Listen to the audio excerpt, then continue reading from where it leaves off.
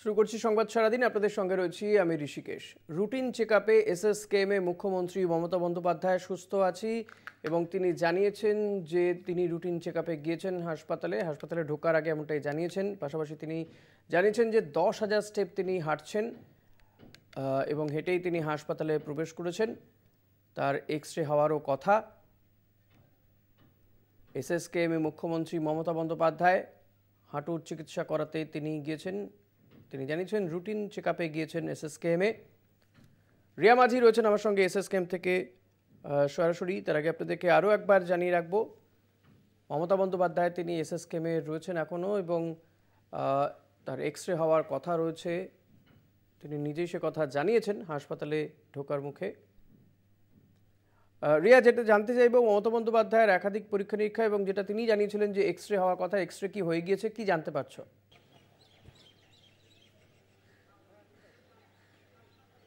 দেখো, মুখ্যমন্ত্রী মমতা বন্দ্যোপাধ্যায় তিনি যেটা দেখা যায় যে 2:40 নাগাদ তিনি উডবান ব্লকে এসে পৌঁছান এবং তিনি গাড়ি থেকে নামার সময় তিনি বলেন মিডিয়ার উদ্দেশ্যে যে তিনি একদম সুস্থ রয়েছেন এবং তার যে রেগুলার চেকআপ, সেই রেগুলার চেকআপের জন্য, রুটিন চেকআপের জন্যই তিনি এসেছেন উডবানে এবং তিনি সময় পান না। আজকে সময় তিনি পেয়েছেন, সেই কারণের জন্যই কিন্তু মূলত তিনি রুটিন চেকআপ করানোর জন্য এসেছেন এবং একই সঙ্গে তার একটি এক্সরে হবে আজকে, সেই এক্সরেও করানোর জন্যই তিনি এসেছেন বলে এমনটাই মন্তব্য তিনি করেন।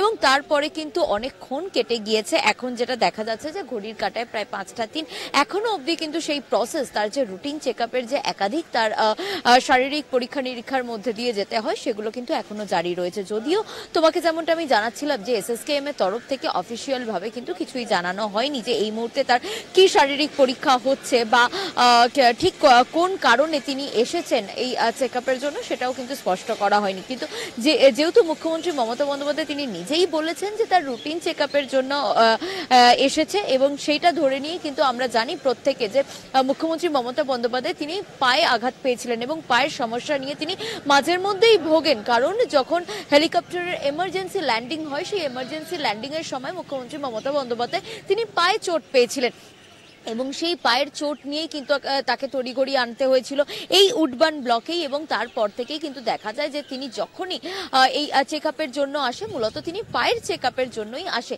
এবং আজকেও তিনি যখন গাড়ি থেকে নামছিলেন তাকে কিন্তু অনেকটা বেশি ফ্রেশ দেখাচ্ছিল এবং তিনি নিজেই কারোর সাহায্য ছাড়াই তিনি নিজেই গাড়ি থেকে পায়ে হেঁটে নেমেছেন এবং তিনি বলেওছেন যে তিনি ডেলি 2400 স্টেপ 24,000 স্টেপ তিনি নিজেই হাঁটেন বলে এমনটাই তিনি মন্তব্য করেছেন এবং তিনি নিজে বলেছেন যে আমাকে দেখেই বোঝা যাচ্ছে যে কতটা ফিট রয়েছি আমি, এমনটাও কিন্তু মুখ্যমন্ত্রী মমতা বন্দ্যোপাধ্যায় তিনি বলেছেন। এবং এখনো অব্দি 5টা অতিক্রান্ত হয়ে গিয়েছে ঘড়ির কাঁটায়, এখনো মুখ্যমন্ত্রী মমতা বন্দ্যোপাধ্যায় যে রুটিন চেকআপের যে প্রসেস, দীর্ঘ প্রসেসের মধ্যে দিয়ে যেতে হয়, কারণ একাধিক চেকআপ থাকে, সেই একাধিক চেকআপ কিন্তু ইতিমধ্যেই মুখ্যমন্ত্রী মমতা বন্দ্যোপাধ্যায় তিনি করানো হচ্ছে, তার সেই প্রসেস কিন্তু এখনো চলছে। এবং পাশাপাশি তোমাকে জানিয়ে রাখবো যে একাধিক উচ্চপদস্থ অধিকর্তা তারাও কিন্তু এসেছিলেন।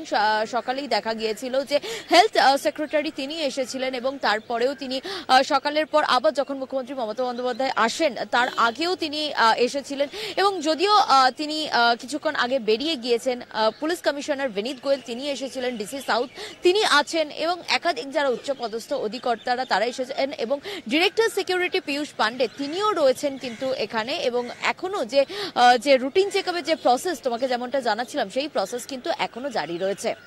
ঋষি, একদমই অনেক ধন্যবাদ রিয়া। কথা বলছিলাম প্রতিনিধি রিয়া মাঝির সঙ্গে। এসএসকেএমে রয়েছেন মুখ্যমন্ত্রী মমতা বন্দ্যোপাধ্যায়, তার একাধিক শারীরিক পরীক্ষা নিরীক্ষা করা হবে। যদিও মমতা বন্দ্যোপাধ্যায় জানিয়েছেন যে তিনি রুটিন চেকআপে গিয়েছেন এসএসকেএমে এবং তিনি সুস্থ আছেন বলেও জানিয়েছেন। হাসপাতালে ঢোকার মুখে উডবান ব্লকে রয়েছেন মুখ্যমন্ত্রী মমতা বন্দ্যোপাধ্যায়, সেখানেই তার রুটিন চেকআপ চলছে।